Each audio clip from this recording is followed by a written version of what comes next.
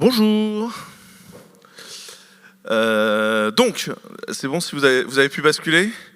Donc pour ceux qui ne me connaissent pas, je m'appelle Quentin Adam, j'ai une boîte qui s'appelle Clever Cloud et je vais essayer de vous parler d'un truc qui me paraît très important, c'est comment on peut faire un business aujourd'hui construit pour le futur de notre économie. Je ne sais pas si j'ai des slides qui vont s'afficher ou pas, parce que moi je me vois mais à l'envers là. Est-ce qu'il faut que je passe à la prochaine? Non, ça marche pas? Ah si, c'est bon, cool. Ok, donc la stratégie de souveraineté, je vous explique ce que ça veut dire. Dans la vie, j'aime bien, moi, être aligné avec mes valeurs. J'ai quelques valeurs qui sont globalement, il faut pouvoir bouffer, j'aime bien que les gens soient heureux autour de moi, etc. En clair, depuis qu'on est des start-upers, et vous pouvez en parler avec Clément qui est dans la pièce ici, le nombre de fois où on nous a proposé de partir dans la vallée est assez fou. Et moyennement convaincu par le rythme de vie là-bas, les gens, le fait qu'ils aient décidé d'élire le président Trump. Enfin, il y a un tas de trucs qui dissonnent un peu dans la culture de ces gens-là. Et moi, c'est pas nécessairement un truc que j'ai envie de faire. Et en fait, si on y réfléchit, nous, on est un pays dans lequel on vit assez confortablement. Pour être tout à fait franc, même les gens qui sont les plus pauvres chez nous ou qui vont gagner par exemple le SMIC, font partie des 60% les plus riches de l'humanité. C'est pas, en fait, vivre chez nous, c'est pas mal. Il y a des hôpitaux, il y a des écoles, il y a des routes, il y a une certaine sécurité. C'est un endroit assez sympathique. Et en fait, ça, c'est parce qu'à un moment, on est devenu riche. La question, c'est comment est-ce qu'on est devenu riche et pourquoi on est devenu riche. La première raison, c'est la révolution industrielle. La révolution industrielle, c'est quoi? C'est le moment où, en termes d'économie, on a pris des muscles humains et on les a transformés en machines. En fait, on a pris du flux et on l'a transformé en asset. Avant, on avait des gens et ensuite, on avait des machines. Vous voyez le point? Et les machines, une fois que tu les possèdes, génèrent du rendement financier. Et ça, c'est très cool, ça rend très riche. La deuxième raison pour laquelle on est riche, c'est que nous autres nations européennes, à une époque, sommes partis à la découverte du monde, comme on dit. Et pour connaître la suite de ce qu'a donné la découverte du monde, je vous invite à aller visiter un monument pas très loin là-bas, près de l'eau, qui donne une petite idée de comment on est devenu riche. En clair, on a été dans des endroits et on a pris les richesses, on les a ramenées chez nous. C'est assez important de se le dire. Et en fait, le monde change. Et le monde change, ça a un impact très concret, qui est qu'en fait, aujourd'hui, nous sommes en train de devenir ce qu'on appelle une économie numérique. C'est pas moi qui l'ai dit, c'est une sénatrice qui s'appelle Catherine Morin-Desailly, qui a écrit un rapport en 2013, où elle dit pour la première fois, on est en train de devenir une colonie numérique. Et qu'est-ce que veut dire devenir une colonie numérique? C'est qu'en fait, aujourd'hui, on ne crée pas notre valeur. Qui sait ce qu'est la balance commerciale? La balance commerciale, c'est la quantité de choses que vous vendez à l'extérieur versus la quantité de choses que vous achetez à l'extérieur. En clair, si votre balance commerciale est déficitaire, vous vous appauvrissez. C'est assez simple. La plupart des Français pensent que la balance commerciale de la France est déficitaire depuis les années 70. C'est faux. La balance commerciale de la France est déficitaire depuis 2005. Est-ce que vous vous souvenez ce qui s'est passé en 2003 en politique extérieure? Il y a un gonze de chez nous, qui à l'époque était ministre des Affaires étrangères, qui s'est pointé à l'ONU et qui a dit « Chers États-Unis, nous ne vous suivrons pas dans une guerre en Irak ». À cette époque-là, notre système d'information était géré par nous et notre balance commerciale était positive. Vous croyez vraiment qu'on peut se permettre de dire ça aujourd'hui? En fait, la différence entre 2005 et aujourd'hui, c'est l'IT. Le problème de l'IT, c'est qu'il crée un déficit parce que l'IT crée ce qu'on appelle un rendement croissant du capital. Je vais essayer d'expliquer ça très vite. Au XVIIIe siècle, il y a un mec qui s'appelle Tuxon, qui a été repris ensuite par Marx dans Das Kapital, qui a défini un truc qu'on appelle le rendement décroissant du capital. Le rendement décroissant du capital, c'est quoi? C'est de dire que si tu as argent illimité, tu arrives dans un village, tu investis, tu achètes des terrains, tu construis une usine, tu embauches des gens, tu achètes des matières premières, tu fabriques des trucs. Si tu continues à investir, tu vas prendre des terrains moins bien construits qui vont donc te coûter plus cher pour construire l'usine. Tu vas embaucher des gens moins compétents qui vont donc avoir un moins bon rendement et acheter des matières premières qui ont une moins bonne qualité et donc avoir besoin de plus d'argent pour raffinage. Ton rendement au capital va baisser. On n'a pas dit qu'il allait devenir négatif, on dit que dans le temps, il baisse. Le problème de ça, et ça c'est vrai pour tout, hein, tu fais de l'investissement locatif, tu prends les meilleurs apparts, etc. Toute l'économie réelle a un rendement décroissant du capital. Ça a été prouvé, reprouvé, c'est pas le sujet. Le problème de l'informatique, c'est qu'en fait, plus vous avez de data, plus vous êtes capable de l'exploiter, mieux c'est. En fait, en informatique, toutes les boîtes ont un rendement croissant du capital. Pas les boîtes de services qui vendent pas de l'informatique, elles vendent du temps homme. C'est pas la même chose. Mais quand on génère de l'asset, on génère un rendement croissant du capital. C'est pour ça que l'économie moderne est cassée. Parce qu'en fait, l'informatique moderne a cassé le modèle capitaliste théorique. Et ça le prouve. Vous avez la valeur des boîtes entre 2005 et 2021. Vous voyez qu'en 2005, les plus grosses boîtes du monde couvrent absolument tous les domaines possibles. Vous avez du General Electric, du ExxonMobil, du Microsoft, etc. C'est la seule boîte d'IT. Walmart, machin. Et les boîtes qui deviennent les plus grosses que vous trouvez en 2021 sont que des boîtes d'IT, excepté Saudi Aramco qui globalement a bouffé tout ce qui traînait autour en fourniture de pétrole. Mais c'est que des boîtes d'IT. Pourquoi ? Parce que rendement croissant du capital. Vous voyez le point du truc ? Le problème de ça, c'est que du coup, comme de l'autre côté on a une balance commerciale déficitaire, ça pose un problème. C'est le moment où je me permets de vous faire remarquer que c'est des boîtes de software auxquelles on a affaire. Ça ne marche pas avec les boîtes d'infrastructure. Les gens qui pensent que par exemple le cloud computing c'est de l'infrastructure ont tort. Le cloud computing c'est du software. Sinon les leaders du cloud computing s'appelleraient AOL, Verizon, voilà. C'est des boîtes de logiciels. Ce qui gagne de l'argent dans l'IT, c'est le logiciel. Et donc cette montée en force terrible qu'est le rendement croissant du capital génère ça. Le Nasdaq, de 2005 à 2021, vous voyez, c'est ce qu'on appelle une exponentielle. Je ne sais pas si vous le voyez là tout de suite sur l'écran. Ah oui, vous pouvez basculer pour qu'on ait le graphe. Voilà, c'est une exponentielle. Si on prend le CAC 40 sur la même période de temps, c'est vachement moins exponentiel. Hein. Je ne vous le cache pas, on est beaucoup plus flat. Hein. On a fait un petit x2 entre 2005 et 2021, pour être tout à fait sincère. Mais ce n'est pas du tout exponentiel. Et pourquoi est-ce que ça pose problème ? Parce qu'en fait, on est dans une industrielle révolution des cerveaux. En clair, le truc qui nous a rendus riches plus tôt, qui était d'avoir transformé des muscles humains en machines et d'en avoir fait des assets, ce qui est en train de se produire, c'est qu'on est en train de transformer des cerveaux humains en machines et d'en faire des assets. Et là, je vous ai mis des graphiques jusqu'en 2021. Je ne vous parle pas de ce qui va se passer avec l'IA. Oui, c'est bon, je suis d'un conférencier de 2024, j'ai dit IA au moins une fois, donc on est bon. Ce que ça veut dire, c'est qu'en fait, on est en train de générer des assets sur des trucs, et quand je dis on est en train de générer des assets, c'est pas nous qui les générons. D'où le terme de colonie digitale. Maintenant, si on parle 2 secondes culture,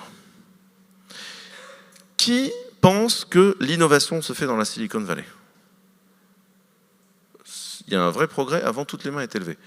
Qui a déjà été dans la Silicon Valley? Alors moi j'y ai été, et je vais vous dire comment c'est la Silicon Valley. La Silicon Valley, c'est un endroit très laid, c'est un village pierre et vacances de mauvais goût, par des gens qui n'ont pas de goût, qui sont habillés comme des connards, qui écoutent de la soupe et qui mangent mal. Si vous essayez de manger après 20h30, ce ne sera pas possible parce qu'ils sont couchés tôt. Et quand tu es invité chez des gens à un barbecue, tu es invité dans leur jardin, tu n'es pas invité chez eux, tu es invité dans leur jardin. C'est très important, on ne va pas pisser chez les gens, parce que tu comprends pipi caca. Tu vois. On en est là. Cet endroit est un antichambre de l'enfer. En vrai, c'est plus drôle Niort la nuit. Ces gens-là, en fait, on a une vraie différence culturelle avec eux. Et si vous voulez vous en convaincre, je vous invite à lire Alexis de Tocqueville, qui a écrit un truc génial qui s'appelle « De la démocratie en Amérique ». C'est un mec qui a regardé la démocratie américaine se lever. Et je ne dis pas que c'est mal, je dis juste que c'est différent. Moi, j'aime bien y aller. en général, au bout de 15 jours, ça me les casse franchement. Mais c'est un endroit, on n'a pas la même culture, en fait, que ces gens. Et il est en train de se passer quelque chose, c'est que tout le monde parle de l'Internet. But there is no Internet. Internet, ça veut dire entre les networks. C'est de l'interconnexion de grappes qui existent. Et aujourd'hui, ce qui est en train de se passer, c'est qu'entre plusieurs cultures se génèrent plusieurs réseaux. L'Internet chinois, il ne fonctionne pas comme le nôtre. Si vous voulez publier un site Internet en Chine, vous ne vous pointez pas avec votre site Internet, vous allez enregistrer une sorte de numéro ISBN que vous devez publier sur le site. Et si ce que vous dites est contraire à la loi, qui est globalement l'avis du Parti communiste chinois, bah vous finissez en tôle. C'est le truc, en fait. C'est pas du tout comme ça que fonctionne notre Internet. Et vous voyez, les interconnexions entre notre Internet et leur Internet, et pas tant que ça. Et de l'autre côté, nous, on a une espèce d'Internet basé sur l'économie de l'attention et la pub, qui est vorace avec nos données et qui détruit, en fait, quelque part les choses. Et ça, en fait, pour moi, ça va en dehors des valeurs humanistes qu'on a en Europe et qu'on commence à enforcer. C'est notamment ce qu'on fait avec la GDPR. Et donc, pourquoi c'est intéressant ? C'est parce que, selon moi, on a besoin d'alliés.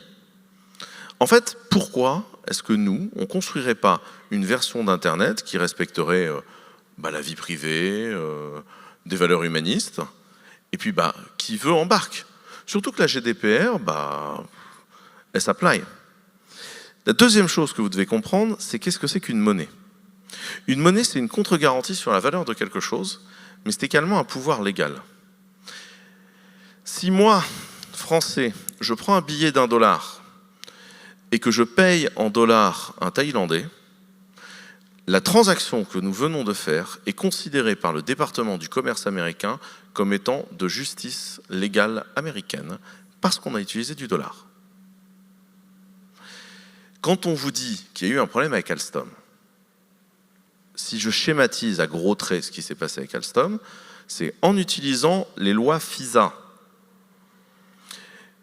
Les mails étant hébergés chez Microsoft ont été pris silencieusement.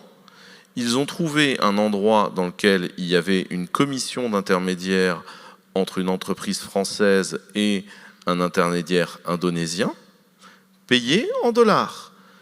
Cette façon de rémunérer un intermédiaire s'apparentait, selon eux, à de la corruption d'agent fédéral, crime fédéral. Il y a un mec d'Alstom qui se pointe, il disparaît, etc. Et je vous laisse aller lire ou entendre les interventions de M. Perucci qui vous raconte l'histoire. Est-ce qu'ils avaient un réel intérêt au respect de la loi de corruption de crime fédéral? Non, ils n'en ont rien à foutre. Ils voulaient prendre Alstom.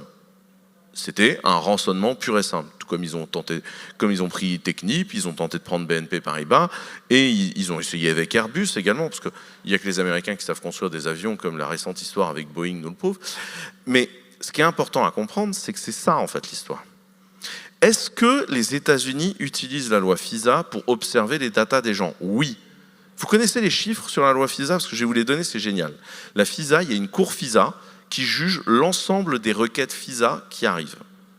L'an dernier, la cour FISA a traité 30 000 demandes et a accepté 30 000 demandes d'accès à de la data. Elle en a refusé 11. Pas 1000, 11. Ce qu'on appelle une chambre d'enregistrement. Voilà. Ça vous met les choses. L'utilisation de l'argent est en fait une utilisation légale. Et c'est ça qui est très important à comprendre. La monnaie, par ailleurs, c'est quelque chose d'extrêmement volatile. La volatilité de la monnaie, c'est là en bleu, vous avez le Maroc. Donc c'est tout ça comparé à un euro. Donc comme vous voyez, c'est en fonction de si on est l'été ou l'hiver, la monnaie va changer, puis par ailleurs elle change de façon globale et macro. Vous avez en rouge l'Égypte et en violet la livre turque. C'est bien ça, je ne me suis pas planté? Et donc, ça vous prouve qu'une monnaie, en fait, elle est volatile. La question que vous devez vous poser, c'est imaginons que vous deviez créer une boîte dans un pays qu'on va qualifier de pays émergent. Comment vous faites pour dire, je vais bosser avec AWS, ils vont prendre toutes mes datas, je ne sais pas le prix que je vais payer parce que, en fait, ma monnaie n'est pas volatile et quand vous dites à AWS, est-ce que je peux vous payer en livre égyptienne? Ils me disent non. D'ailleurs, je peux faire l'exemple dans la salle. Si je décide que votre salaire, je ne le paye plus en euros, mais je le paye en livres égyptiennes, vous êtes chaud? Mais vous me dites, qu'est-ce que j'en fais? Et c'est ça l'histoire, c'est qu'en fait les gens oublient souvent, mais nous on a une monnaie hyper forte, tout le monde veut bosser avec soit de l'euro, soit du dollar. Mais en fait quand tu es dans un pays dans lequel il n'y a pas de monnaie, tu as un problème de contrôle des devises. Quand vous êtes au Maroc par exemple, et que vous êtes une entreprise et que vous voulez acheter en euros ou en dollars quelque chose, vous devez faire une demande auprès du ministère du Commerce extérieur, pour vérifier qu'en fait, il n'y a pas toutes les devises qui se cassent. Parce que le Maroc rentre un certain nombre de devises via ses différentes activités, le phosphate, le tourisme, l'agriculture. Et si toutes les données se tirent avant d'avoir pu acheter les trucs qui permettent au pays de fonctionner, comme par exemple du pétrole, ça pose un problème. Donc il faut un contrôle de la devise. Et vous voyez tout de suite le problème de générer du business. Et pourtant, un pays comme l'Égypte, c'est 25% de croissance du secteur IT annuel. Donc comment on fait? Comment on fait pour construire du business dans ces endroits-là?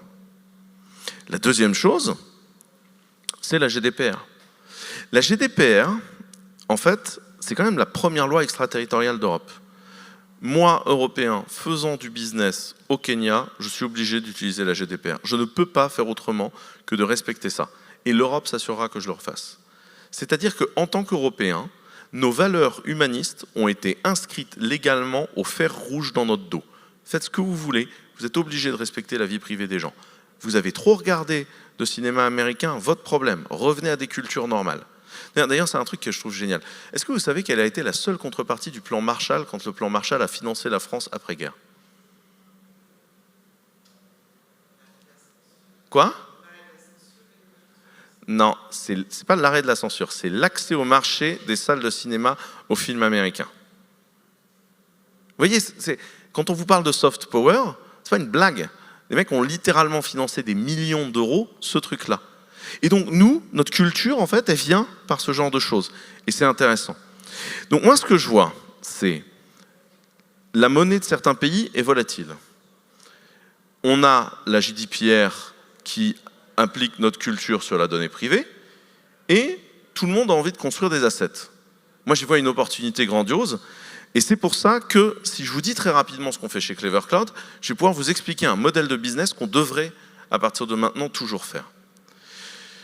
Clever Cloud, ce qu'on fait, c'est qu'on permet aux développeurs d'être rapides, agiles et efficaces. On a une plateforme globale qui permet à des développeurs d'être plus rapides et plus efficaces et plus heureux. C'est plein de produits, c'est compliqué, c'est technique, je n'ai pas envie de rentrer là-dedans, mais en clair, on a une plateforme de cloud computing, et en fait, on a une plateforme de cloud computing qui a une grosse croissance. On a une croissance alors qu'on n'a pas d'investisseurs, une grosse croissance, on a un peu plus de 70 maintenant, et on fait du business un peu partout. De là, on a créé un business qui s'appelle le Platform Engineering Suite, qui dit toutes les technologies de Clever Cloud, vous pouvez les avoir chez un autre hébergeur, et dans ces cas-là, vous payez juste notre share et juste ça. Ce qui marche très bien quand on bosse avec des Allemands, on bosse avec des Allemands, on bosse avec des Italiens, on bosse avec des Italiens. Mais comment est-ce qu'on peut faire pour bosser avec d'autres pays? Eh bien là, en fait, on change le modèle et on crée un nouveau modèle de deal international que je vous encourage à regarder.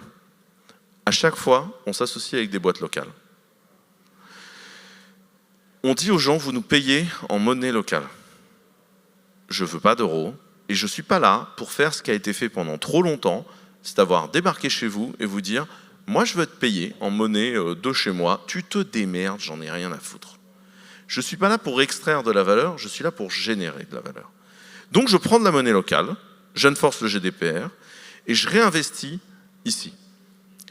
C'est quoi le business de Clever, en fait, si on y réfléchit bien? On gagne de l'argent avec notre soft, on embauche des gens qui écrivent du soft. Donc, pourquoi est-ce que j'irais dans des pays avec une monnaie hyper volatile, j'extrairais cette monnaie hyper volatile pour la convertir en euros, pour ensuite embaucher des gens ici qui feront du software pour les gens là-bas? En fait, comment est-ce qu'on a tous appris à coder dans la pièce? Moi, j'ai appris à coder sur Internet, en fait. On a tous plus ou moins fait une école d'ingé, mais en vrai, les bons développeurs, c'est pas en école qu'ils ont appris à coder. Ils ont appris à coder tout seuls devant leur ordinateur. En fait, Internet, il y a partout. Des développeurs talentueux, il y en a partout. Ce qui veut dire que je n'ai pas besoin de faire revenir l'argent en Europe. Je peux juste embaucher des gens sur place, leur faire écrire du code qui m'intéresse sur des projets open source. Et donc, au lieu de faire un business où en fait on extrait de la valeur, on va générer de la valeur dans les pays et donc créer une alliance stratégique sur les valeurs humanistes de l'Europe entre l'ensemble des pays qui n'ont pas envie de se faire taper leur data. Et ça, c'est un modèle que je trouve pour le coup intéressant. Et c'est pour ça que, à terme, on devrait devenir non pas une multinationale, mais une multiple nationale, c'est-à-dire cette capacité-là à ne pas réfléchir le monde de façon impérialiste comme va le faire un Google, un Amazon ou un Microsoft, mais à réfléchir le monde de façon plurielle en essayant de générer de la valeur partout où on est. Si vous avez envie de parler de ce modèle-là, Erwan, qui vient de nous rejoindre en poste de VP International Growth, est là pour en discuter. Merci beaucoup de m'avoir écouté et je suis là pour vos questions.